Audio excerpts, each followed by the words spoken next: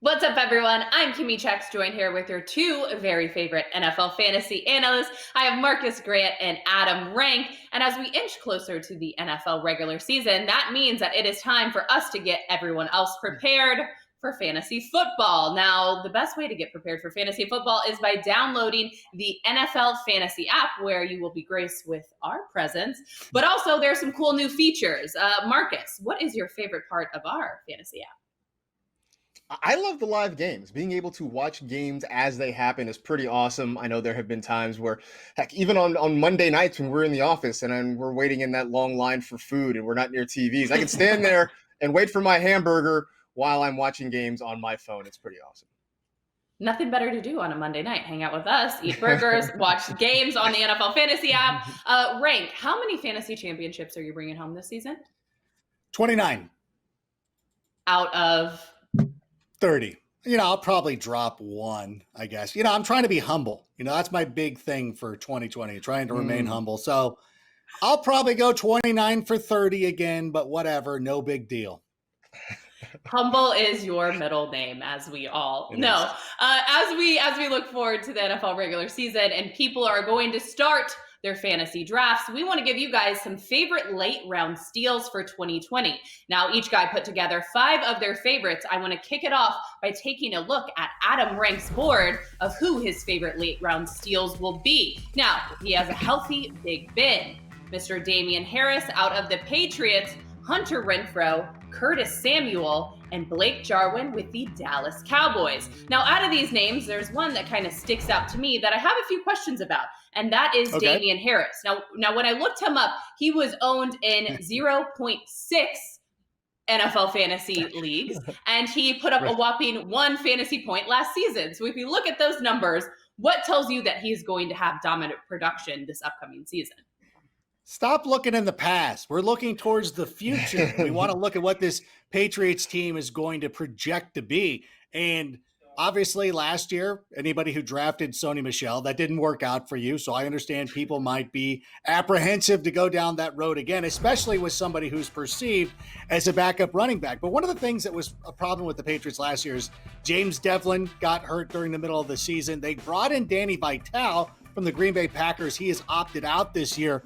But one of the things that you have to look at, and I'm looking at Sony Michel, he also not only losing his fullbacks, he had foot surgery in May, and he might not even be available. But one of the things that has me excited is that Cam Newton is the quarterback of this team, and that gives Josh McDaniels something that he hasn't had in quite some time. Remember, McDaniels was the guy who drafted Tim Tebow into Denver, and he was ahead of his time, already looking at the RPO, and I think that we're going to see a lot of RPO from the New England Patriots this season. That means you want to get in on Damian Harris. I believe that he will end up winning that starting job at some point this season, and he could actually be a league winner for you as well. But that was some other video, but he's still a good late round pick. All right, Marcus, what are your thoughts? Would you take the risk on getting Damian Harris into your own lineup, or is Rank just crazy per usual?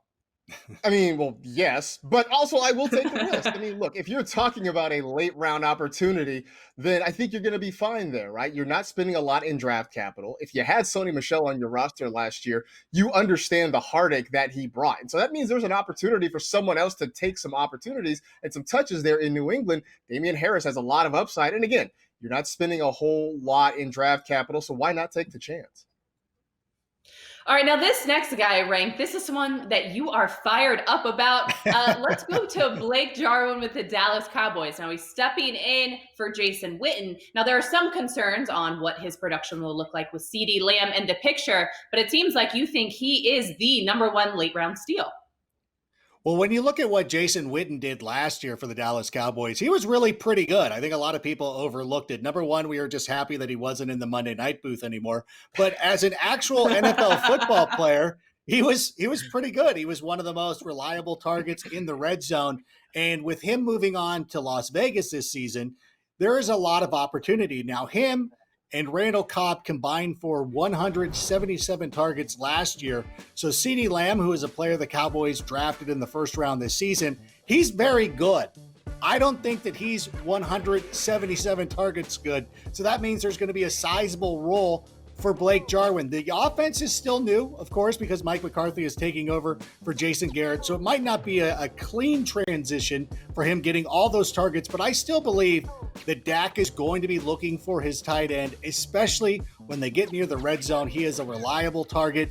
So I am going to be drafting him. You're getting him in the 15th, 16th round. Even if you draft somebody like George Kittle or Travis Kelce early in drafts, which I love to do, I'm still picking up Blake Jarwin at the end of drafts.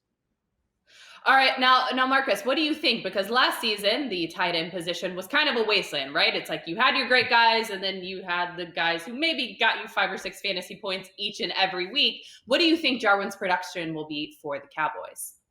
Yeah, I'm all in on Blake Jarwin this year. I've had one of two approaches in my fantasy drafts when it comes to tight ends. Either you pay up early and you get the Kelseys and the Kittles, or you wait till late and then you're taking an opportunity on guys like Blake Jarwin, Mike Gesicki, Noah Fant, guys like that. And I think Blake Jarwin has a great opportunity here. Look, Jason Witten last year was the tight end 11, and basically all he did was catch the ball and fall down. So now you've got a guy who's younger, who's more athletic, who can get down the field a little bit more. So I think there's a real good chance that Blake Jarwin could sneak into the back half of the top 10 this year.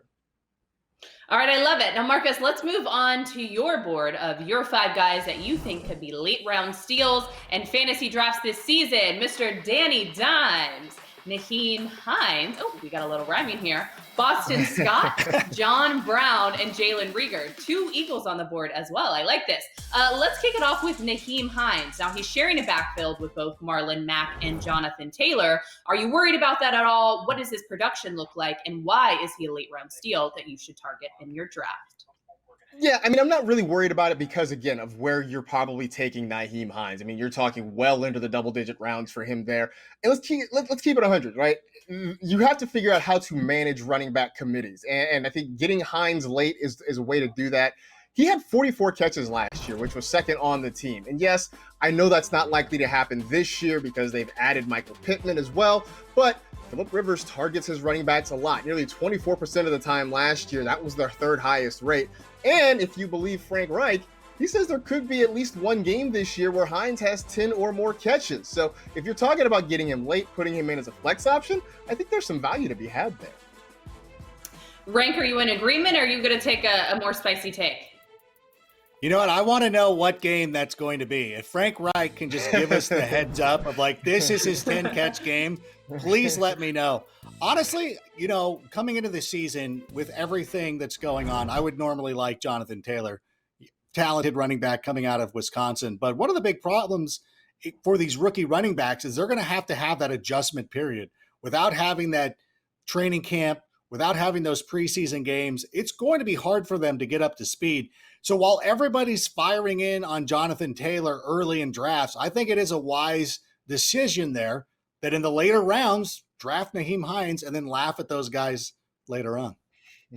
All right, let's move on to John Brown. That was another guy on Marcus's board of late round steals. Now, Stephon Diggs is also now a Buffalo Bill. Do we see some confusion there on production? What does that look like, and why should people target him? Yeah, I mean, I do think that Stephon Diggs will eat into John Brown's production a little bit. But you know what's been interesting is that everybody looks at this offense and they look at a guy like Brown who's a deep threat and they say, well, what about Josh Allen? I mean, you know, he couldn't hit water if he was falling out of a boat in the middle of the ocean. But only you know what? you Through all of that, okay, maybe I don't want to say that. But anyway, you know, through all of that, John Brown had pretty much career numbers last year, right? I mean, he had over 1,000 yards. He had about 70 plus catches. And I still think even with Stephon Diggs there's a chance for Brown to get about 60 catches, 800 or more yards, 5 to 7 touchdowns. You're looking at maybe solid wide receiver 3 production for a draft price of maybe round 9 or later. I think it's definitely worth taking that shot. All right, Ranka, are you going to take that shot? What are your thoughts on John Brown? Well, I do agree that Josh Allen probably does have the ability to support 2 wide receivers, Stephon Diggs and John Brown. And there's going to be a discounted price, as Marcus said. I'm looking, though, at that. He's, again, to me, he's in one of those tiers with a guy like Will Fuller, who I kind of prefer a little bit. But John Brown has been a pretty reliable fantasy option for years. So I would be willing to take him when we get to that point as well. All right, I love it. Now, this is just our hot takes and who we think you guys should target in your late rounds. But make sure that you continue to follow us at NFL Fantasy on social and like and subscribe down below if you like what you are hearing and you're seeing. We are closer and closer to the regular season, which means lots more coming from us. Thanks so much, guys. See you soon.